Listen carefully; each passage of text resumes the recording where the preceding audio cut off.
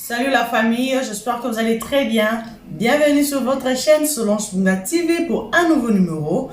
Aujourd'hui, nous allons parler de l'exploitation dans toutes ses formes. Nous allons parler des Asiatiques qui viennent ici nous exploiter nos terres et exploiter aussi nos frères qui travaillent avec eux. Et pour ça, je ne serai pas seul, je serai comme d'habitude accompagné de Monsieur Nicolas Soa. Alors, pour commencer notre émission, je vous laisse d'abord suivre cet extrait. On se retrouve juste après. Suivez. Messieurs, dames, bonjour. Je me présente Guy Sipamba. Voilà, donc je dénonce avec toute la force, la vigueur, avec la haine, ce que fait ces Chinois. Mon Dieu, il est en train de frapper ce pauvre Congolais mais sur la tête avec un fouet. Avec un fouet, s'il vous plaît. Et ça se passe au Congo.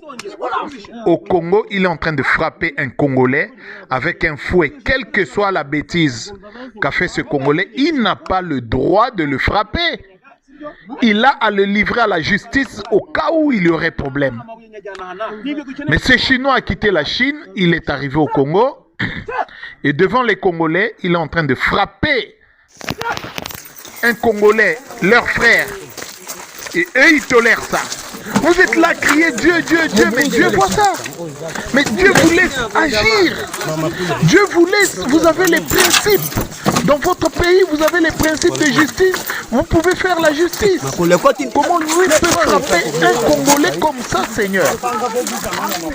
Je serai là, je lui planterai un couteau dans les fesses. Parce que non, mais c'est quoi le système qui règne au Congo? Qui a imposé ce système aux Congolais?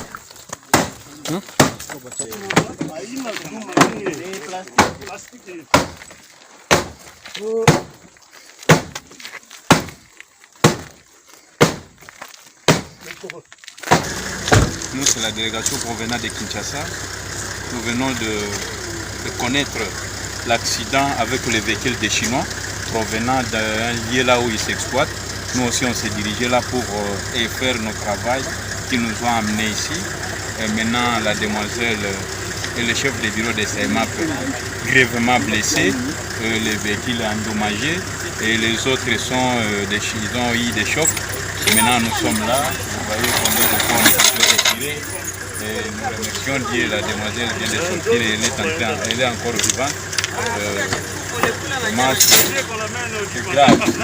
C'est grave.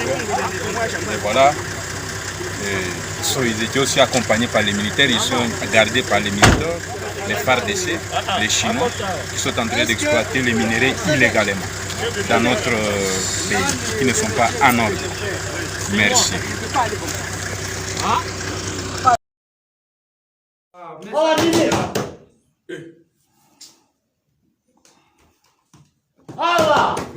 Oyo! Des autres. Oyo! Terre! L'eau! Oyo Nini! Dosé. L'eau! Oyo! Ah ça va! Oyo Nini! Non! T'as là!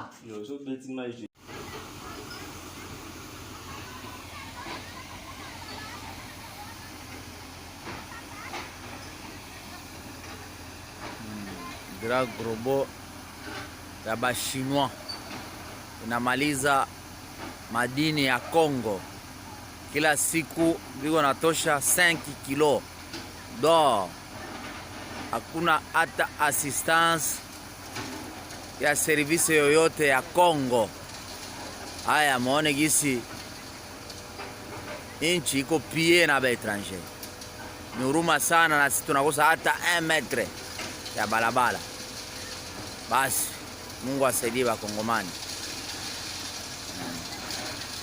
L'administrateur militaire assistant du territoire de Mombasa, le colonel Maxime Pomboa Chishimbi, faisant la ronde des quartiers du chef-lieu de ces territoires, est tombé ce jeudi 2 septembre 2021 sur un groupe de 9 Chinois et 4 sujets ougandais qui travaillent illicitement dans un carré minier situé à 6 km de Mombasa Centre. Nous sommes dans le village Sayo, groupe Manyangwe. Ici, en 5 jours seulement d'exploitation, plusieurs dizaines d'hectares de forêts sont partis en fumée. Des arbres déracinés, des chats des paisibles populations détruites. Les dégâts sur le plan environnemental étaient commensurables. Et pour couronner les tout, aucun de ces Chinois n'avait un document sur lui. Bref, ils sont en séjour irrégulier dans les territoires de Mombasa. Sur place, le colonel Maxime Pomboa Chishimbi, administrateur militaire assistant du territoire de Mombasa, faisant l'intérim de son titulaire à mission, a fait un constat amer.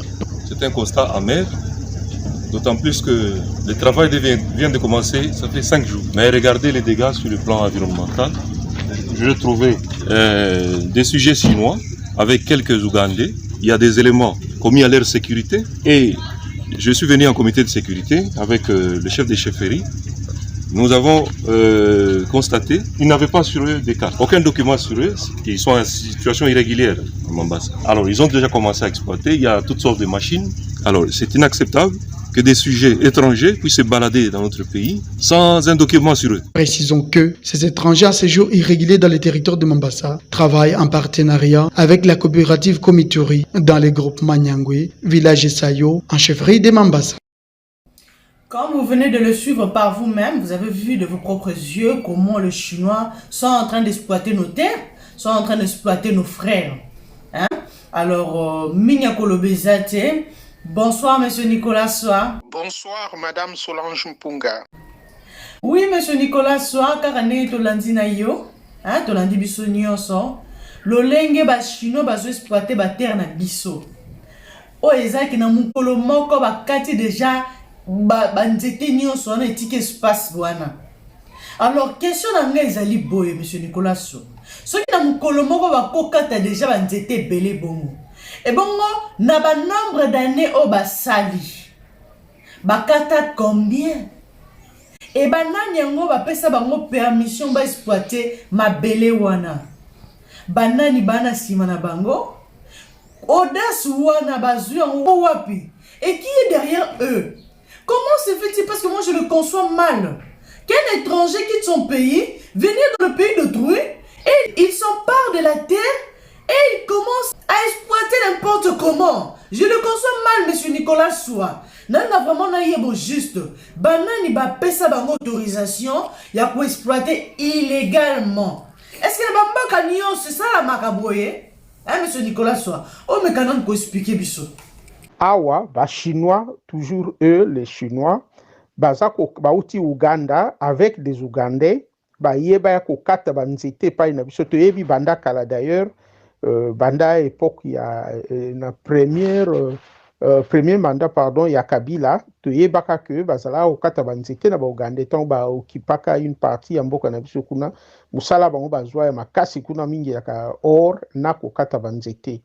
Awa tuza kotala la police quand même cette fois-ci avec ba autorité militaire au bazakuna ba kangi groupe ya bato ba chinois na ba ougandais ba chinois na baza sans papier na mboka na biso ba kokai ko laksa même ba identité te bino mo bolanda mo ba extrait au botala ba koki ko laksa même ba identité te mais baza ko kata zamba na mboka na biso basali 5 jours de travail mais étendu au bango ba kati donc c'est incroyable.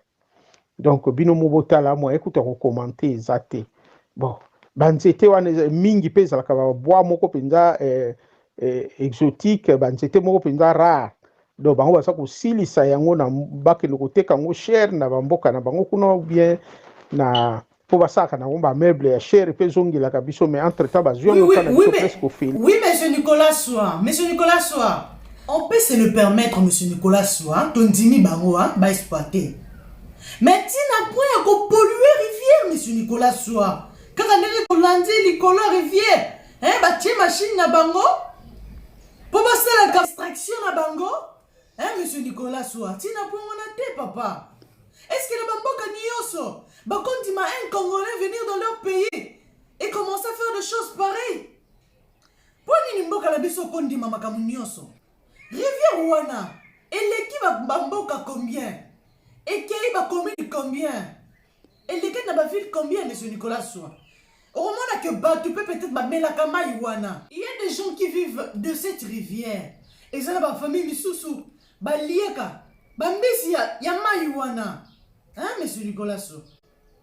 Mais là, aucun moyen que ba étranger moko ba ye bazo exploiter et mutoko lo bana bango azate ko kasa biso so toke na mboka na bango toko se permettre de sala makamba bongo. Monsieur Nicolas, par rapport à yango yosko zo lo banini eza kopesa biso pasi mingi biso bato tozali mosika toyebi ndenge mopaya avandaka na mboka ya bapaya mais oyo toza komona na bapaya oyo baza kovivre na Congo oyo baza koya koexploite baminere na biso surtout baasiatique et en particulier chinois ekomi kolekela biso ndelo kwa tozo comprendre lisusu te awa na image oyo sikoyo bozomona na ebale na barivière na biso kaka chinois na kati ya mwa baleinière na ye aza kosala exploitation ya or na kati ya barivière na biso balobi chaque jour au moins na wa bavillageois baotia bacommentaire na kasi bino bozoyoka yango na Swahili balobi bachinois oyo basalaka à peu près 5 kilos ya or chaque jour na bibale na biso pe bafutaka mpaku te pe contrôle moko eza kuna te soki population eza koyeba ke muto asalaka 5 kilos bon ndenge nini bajan aner na biso ou bien bajan sécurité to ya la police ya kuna bazalaka au courant te ya makambo muto azosala mais mawa mingi oyo nyonso eza kolakisa ndenge mboka na biso ekomi soko balobi o bino boza koloba bon tokomi ko préféré to lakisaka bino ba image boye po bato baya kotunaka biso te information ngo bozwi yango wapi ndenge kuna langage ekoma yango wana mpona kodétourner situation bakoya kodéranger bino na baquestion moko ezanga nango ntina na bacomplication mpo balakisaka o bino bozoloba eza lokuta yango tokomi otia sikoyo baimage preuve à l'appui bino moko botala et puis boyoki riverain wana moto bavillageois ya place exploitation illégale illicite ezo kosalama baza kotia bacommentaire na combien chinois oyo abimisaka ya bakilo ya or chaque jour motuka oyo ezali ya officier ya contrôle bawiti Kinshasa na bakende kokutana ba oyo bazalaka na Bukavu comme ça bazwa na bango nyonso bakende ko visiter pe ko contrôler ba site minier ya ba chinois oyo ezali na Nord Kivu. Siko on dirait ba chinois na ba yoka kisango ke ba congolais ba inspecteur ba uti Kinshasa ba msu ba uti Bukavu baza koya kaka ba même période kaka ya makambo reportage Alain Foka isalamaki ba chinois wana batindi jeep na bango eya kututa camion mwa minibus oyo ba autorité ya l'état o bazalaki kokende ko visiter bango bazalaki na kati awa boza komona bino moko ndenge ba image oyo mama Solange aza kolakisa biso donc baza kobenda motuka oyo ya ba officier ya disons ba agent ya l'état ndenge niefuki donc ba na seza Toyota na kanisi oyo ya ba chinois ndenge tutaki motuka ya ba officier ya l'état na ba agent ya l'état na biso bakende ko contrôler site minier wana oyo ba chinois baza ko exploiter et puis ba bruit ezali keza illégalement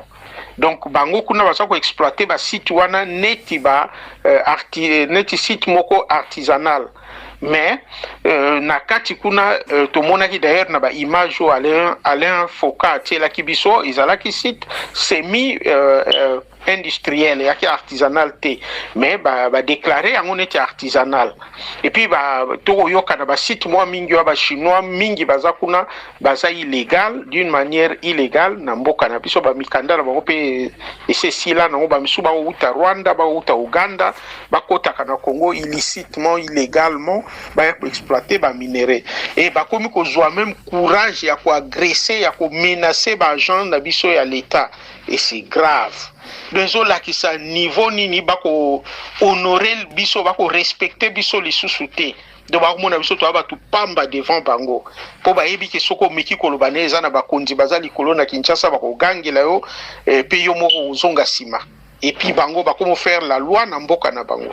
Et comme lokola ndenge ezalaka na Colombie kwa ba cartel ya ba drogue quoi. donc okoko makuna te soko nyati kuna ba osala loi na ndenge na bango bakope ko boma yo muta koloba na bango azate awa siko ba tuti ka motuka ya ba agent ya l'état pe finani pe madame moko bazwaki na Bukavu kuna po azala pe équipe wana ye makolo ekangami ndenge mona bako bendo ndira zoki ako kutu lobata ko kape ko bouger te la kisa ba auditeur na biso image na ba konzi na biso batala makambo zo le kana mboka na biso donc tozana mboka na biso mais comme lokola toza ba kolo mboka te to komba pa ya na kata mboka na biso moko bon wana eza image ya motuka wana ya ba agent ya l'état ba tuti yango na ba chinois po ba empêcher bango ba kende ko visiter totalaki na ba image ya émission ya reportage ya Alain Foka to monaki ndenge ba buki pont po ba agent Alain Foka na équipe na eba koka kokoma te place site wana ezali et ya ba américain kutu donc na c'est Alpha Mining comme bonango donc balinga ki kutute malgré bazwaki autorisation witaki na présidence mais ba américain on ba linga ki kututa ba Alain Foka na équipe na yeba kota kuna te to yebi paraît-il ba ko exploiter kuna nobium wana ezali matière moko ba utilisaka yango na ba ekota kaya ko stabilisateur na fusée ba fusée ekendaka na sanza ekendaka na orbite pona kotia ba satellite. Donc, minéraux moko vraiment précieux et précieux pardon et zakuna mais tuwana o baza ko exploiter yango illégalement américain lingi konjina biso ba kene même kota la te donc ezako la kisa niveau mboka na biso ekomi donc eza toza na mboka mais eza les soucis ya biso te il faut ba konji penda ba sala effort conscience na bango ezonga po tomeka ko récupérer mboka pona liro makamizo kende ba wana ko boma biso lokwa ba nyama na kata mboka na biso mutu pa ko lobaza te. Oui papa ka ndenge outi ko lobango eza penza pasi pona ba chinois na biso oh je ne sais pas il se prend la tête na yete banani bana sima na bango hein pour tout wane mata bango mingi na habité alors bino morbo landi estrewana esika chinois zo beta congolais na miso bandeko na yesu congolais. Hein?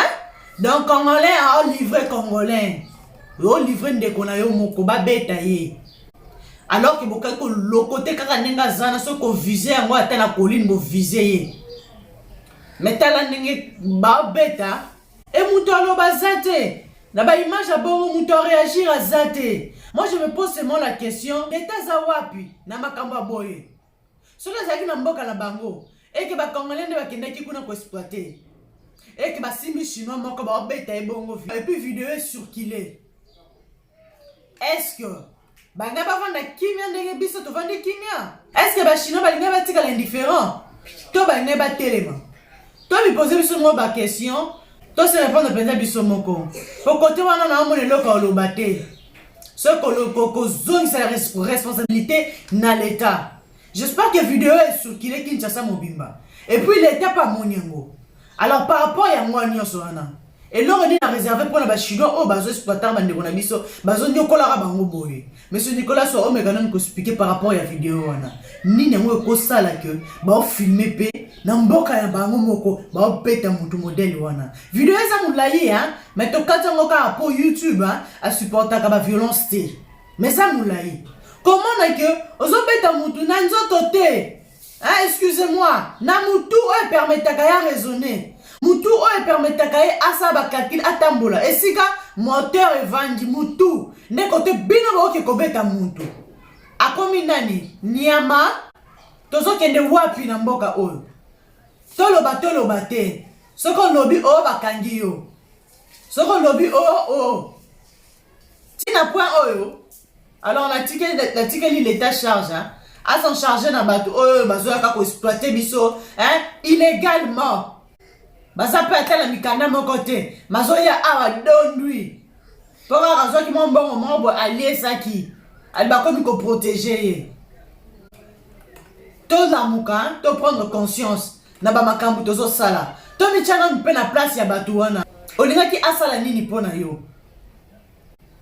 Soko bi poser question on est pour répéter réponse yomoko. Babiloko wana ebanda ko excita ka biso. Et ebanda ko stimuler ka biso. Ebanda ko pousser biso to poser ba acte malamu. Alors, ezalaki ngate munazoloba, ezalaki juste une question. Hein, je me suis laissé un peu emporter parce que ezalaki passi, ezalaki image a passi. Hein, monsieur Nicolas Soa, par rapport à makambo wana yo lobini. Naza na mingi ya koloba te, nakanisi ba image oyo elobi mingi eza koloba mingi plus que ba mot. Donc eloko kaka na kosenga eza que bakonzi na biso ba revenir sur terre quoi, ba tia makolo na bango na mabele bazonga bato po o tozomona na ekomi indescriptible quoi. Et comme bon eza kolakisa que bakonzi na biso bazal susu na pouvoir te na kata mboka na biso, bien que bango mo ba omona kwa baza bakonzi, mais soki yo za mokonzi bandeko na yo baza traité de la sorte pe yo ozomona ba image ozoko kwa ko agir te ekimokonza o ya nini. Même bato wana le bakeda na ba vacances na mboka na mona assure bakoseka yo na kibokonzi na yo. Donc eza pasi eza yango no moni bakomi ko boma biso loka ba nyama na libanda et puis bakosala nyonso balingi na ba congolais libanda po bazomona même na kati ya mboka na bino boza protéger te bo na libanda na ko protéger bino. Yango na ya ba conséquences ya makambo ezosala na mboka. Et comme il temps bakonzi na biso bakoka ko revenir sur terre quoi. Donc on dirait ba vivre na ba stratosphère donc ba éviter soki bazal susu bakonzi na mboka to bazalaka pe na mboka wana place makamba boyeza ko salama. Mais na liro yo soki ezo continuer boye kozala mawa. Bon eza peka biso ba congolais to mika quand même ko comme conscient esprit na biso ezonga en place pour apparemment on dirait tout na ebité soka excès ya bambula ya souffrance ya ngumte ko sa biloko boye okomona ba obomande ko no ba ko beta ndeko na mopaya yo vandi ozo ganga ozo tala o benga nzambe azana likolo kuna mutu wana pa sambela ka nzambe wazo beta ndeko na wana donc nzambe opa ayokela ka pe mawa malgré ka osa mabe. Donc soko moni bon yo pe agir et ça self défense baza ko bomande ko no yo zo ko ganga nzambe na ngai ya nini ba bomande ko no bino bo koti soit bo beta ete me bo kangi e bo bengi la police to bo kangi e ba singal bo ko benga police tala makamba sali bo beta ete me bo kangi e bo neutraliser bo bengi ba konzi ba ko appliquer la loi po o vraiment zo sala mawana e comme extrême to komi be esclave na kata mboka na biso en plein 21e siècle. Eza pasi et puis eza eloko moko on dirait bakonzi na biso pe bakomi ko tolérer yango bakomi ko s'accommoder nango ekomi nango normal alors que ya eloko moko anormal même na pays miso Afrique biloko esalamaka te. Nayebi na Kenya chinois moko babundaka na Kenya mais Kenya wana azongaka lisunda kote hein. Sur les champs kaka place azalaki ba memi e ba kei na aéroport mbala moko mboka na bango mais pa na biso na ndibite ke biloko bongo esalama na liro. Et yango peza ko monana na politique mboka na biso ndenge za okende to politique moko boya ko se mettre à genoux partout. Donc eza mawa mingi na tikeli yo maman soko ozana likamba ko bakisa ngai na suki yawa to comme na suka émission na biso. Alors na aussi cette émission na boyete il faut na le beloko parce que na maramba boye mutu moko ta kotika la silencieux. Alors, na ko s'adresser kaka na ba congolais pe na l'état na biso. Avant de s'adresser na l'état na biso na ba congolais na obeta non lisolo moko. Ngai na zaboye na travailler pe na société moko de la place. O esika une fois na mona lolenge indien, ezaka société ya ba indien. Indien azotinda congolais abeta akanga congolais maboko pour que yé abeta e makofi. Pourquoi? Parce que congolais azoaki azongisaki na nzela yazo gafele congolais azongisi na nzela abeti mbata congolais azongisi alobi na maninga bokanga e maboko ba congolais pe baye bakangi pe maboko bakangi ye pe maboko kokanga bakangi ye maboko. Allez, il se permet, je ma coffre, ko beta congolais ko beta beta ye. Alors to yoki ba makelele makelele komiti na babiroko na bimi comme na bimi na kemba la moko quand on se diriger vers ici comme makelele les allées parce que na bureau na je pouvais voir les bandes. Alors les bandes étaient plus à côté à bas dépôt, c'était dans une compagnie aérienne de la place Bokoyeba, deux Indiens. Alors on a se dirigé vers entrepôt. Na komi kuna na kokutende bitumbe zali. Ah je me suis fâché. Na bani maman koloba. Alors tant na bani koloba les ba bazaki wana pe bazongi batu ko ça va moi courage mon. Mais c'était des hommes. C'était dans une compagnie où il y avait plus de 500 engagés. Yamibali. Et dans cette compagnie on n'était qu'à deux. Il y avait que deux filles, la caissière et moi. Mais je m'étais fâché. Nabi vous avez la droite. Vous avez le droit pour Kangayete. N'a pas dit qu'on gagne là dans Congolais. N'a pas gagné les 4 jours dans Congolais. N'a gagné ça pour Zoba. Mais besoin de Kolabino. Et puis nous besoin permettre que nous Kolabino le yo kangiye. Et bon ce qu'on lobby. Yé pas au Kangayo. Et ça n'a sens thème à Kambozo Sala. Et la balu keli ba indien on a bi si indien beta ki na bi na liko mono na bureau na ngate. Koleka na kalisus na bureau na ngate. Parce qu'il y avait deux entrées pour comment on a bureau à Babikonzi. Nabi, les cas la bureau à Moutoumoussou. N'a la bureau n'a pas eu droit que la bureau n'a pas été. Et il avait fait 2 semaines pour les cas la bureau n'a pas. Il a fallu chef du personnel là au monde n'a pas. Qu'est-ce qui ne va pas avec l'Indien? Nabi c'est l'habité. Il a mal agi, il avait mal agi. Indien wana. Bien mon cassiti abandonné ko kimba ko les canets à poignet. Pour Roberta ma mola qui n'est na tonaki hein. Amona guiné na silikaki. Tina mon compte entreprise. Il a fallu qu'il retourne le chef du personnel congolais. Fiwana, azamwana nani. Nani azala simanaye. Pourquoi? Parce que na téléma qui n'a réagi. C'est que na katikata miba les belé. Mouta ko kako sale lo rabongo azaka mwana ya mutu. Alors que j'étais qu'une simple congolaise. Et ça, il faut te déployer à la cannabis. Au monde, si les étrangers sont en déconnayo, quand ta bétail. Attends, ma maman, une fois que tu levé ma bouche sur le déconnayo, quand tu faut bétail. Ton nom, on a ta la incitation à la NT. Ton nom, on a kala, tant de zokola. Que mon nina sera bêti aux zones là, maman, on y a bêti. Et pas le but dans le but que. Soit qu'à bêti, on peut bétail. Il faut l'accepter parce que yo, ça m'a cassé. Et ça bongo, et ça loi en nature. Jamais moutako yo monde là yo. Et surtout na mboka la bino moko. Yango ozomo na keta na mboka la bino mono ba monde la bino. L'état zo ça lelo monter. Yango kuna na mboka na bango bazo koma bino ba mbinzo. Pour ceux qui na mboka la bino moko l'état ko kaki au moins ko yeba valeur ya vie ya mutu. Keta bazo sakana na bongo a réagi saka. Mais na mboka na bango kuna ba sakana appel na ba congolais te.